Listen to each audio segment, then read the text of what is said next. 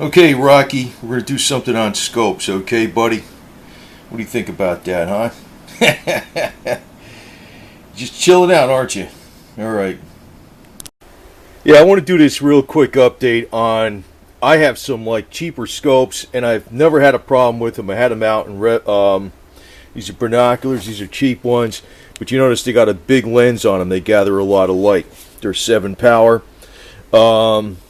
It's not an expensive brand, but it's filled, and I've never had a problem with them screwing up or anything. I keep them in the case. I also have a cheap night vision. I hate this damn thing, and I'll tell you why.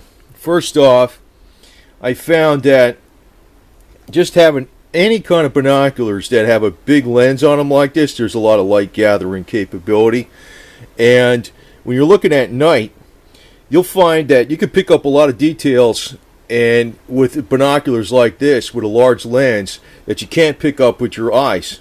It's weird how it works. It seems to work just as good as any freaking night vision out there without all the garbage about worrying about batteries. And you know, the one thing I always thought is if you ever need this stuff in a real survival mode or something, you don't want any electronics. I do not trust electronic anything, period. Now, I use this because I got more scopes and stuff than this. I got binoculars and it's just regular scopes, but I typically use this one, and this little mini unit. This little mini unit is great for the daytime because it's a fixed focus. It's got minimum 52 feet. Like if you're under 52 feet, you don't really need binoculars, right? So you just put this up and there's no focus. It's fixed focus. I got this when they were first came out with the no focus things. It's a real handy. Had it for a number of years. This is great. Another one I like is this one. It's actually a spotting scope. It's 12 to 36 power. Now, if I'm using it on the range, I use it on 36 power. But at 12 power, see, 12 power is a little bit shaky to hold by hand. But if you have this up against your chest and you're looking through it and you're holding this up against your chest, at 12 power, this thing really locks in pretty solid. And at 12 power, with the size of this lens, this damn thing picks up really good light at night. It's a huge, huge lens. You know, you don't think it's that much bigger than this one, but it is. Because that's the one advantage of having a huge lens. Now if you put it up to 36 power, you know, it gets a hell of a lot dimmer. But I found using this damn thing at night is a hell of a lot better than using a first generation night scope with a battery, to tell you the truth. And I am not a believer in any of this electronic anything, whether it's a vehicle, motorcycle, on your gun, or whatever the hell it is. Electronic sights, I think I have one of them that's a red dot. That's one of the original ones, but I also have it backed up with iron sights underneath it, so I can use the iron sights.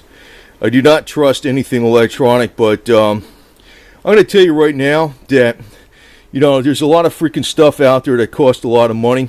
Like they got, you know, the name brands out there, and you know what you look for, actually, if you're buying binoculars, is you just get something with a really big lens on it, not extreme power like 7 power, and it does pick up a lot of light. You don't really need a night scope. It's bullshit.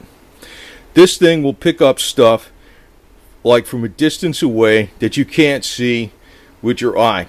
Somehow it gathers up more light, it gathers up more detail, and if it's not that powerful and you got a big freaking lens like this, and like I said, this one, 12 power is too shaky to hold. But you know, if you have it on the tripod, you don't have to put it on the tripod. I put this tripod up against my chest, and I look through here at 12 power, and with this big lens, it works fantastic at night. I rarely ever use this night vision stupid thing. It's not necessary. And in the daytime, this thing is the fastest thing in the world. It focuses into 52 feet. You know, so anything from 52 feet out, it's clear, and it's quick. It doesn't pick up light good at night, though. That's the one disadvantage to it, but it's very, very fast. It's very, very fast. I like this damn thing. And I actually have more scopes than that, but I tend to use this one for the daytime. This is good for night, and this has actually got a little more strength for night too, but usually this is just good enough. You do not need anything expensive. I've never had any problem with these lenses or anything like that. You could spend, I mean, this is probably $39 freaking binoculars or something. I don't even know what it was, but it's not even that much money. And you're not getting much if you spend 500 bucks for something. You're not getting that much more, believe me. It's the size of this lens. That's what you got to look for, big lens. I mean, it makes it more bulky, but the thing is, it does pick up a hell of a lot more light. And then you don't need batteries. You don't need night vision garbage. And like I said, this one with this huge lens on it, and you bring it, it's a variable power. If you bring that down to 12 power, this thing picks up a lot of light at night. A lot. It's surprising. It actually makes it look like it's brighter. This thing, I think when I bought it new, was $100 a long time ago. And I never had a problem with it. I've had it out in weather and stuff like that. It's never screwed up on me. Never screwed up on me. So I don't really know why people spend a gazillion dollars on these damn things. You just got to get semi-decent quality and stick with things that are not electronic. I do not believe in anything electronic. Because one of the things, that people have this stuff for is, say, survival in this big scenario where something's going to go wrong. If there ever was something like that was going to go wrong, you do not want to have anything electronic, because electronics are going to be fried. You want to have everything simple. And as a matter of fact, you're better off having a few cheap things than having one expensive one, because it's like you got backups. You got backups, believe me.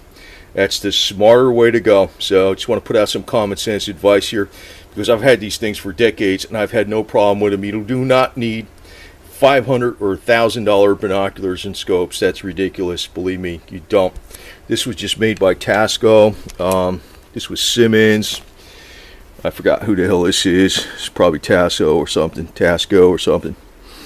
They're not expensive. They're not expensive, and very good performance. And I've never had a problem with them ever. Never. So stay away from electronics. They're gizmo garbage, marketing, and more stuff to go wrong.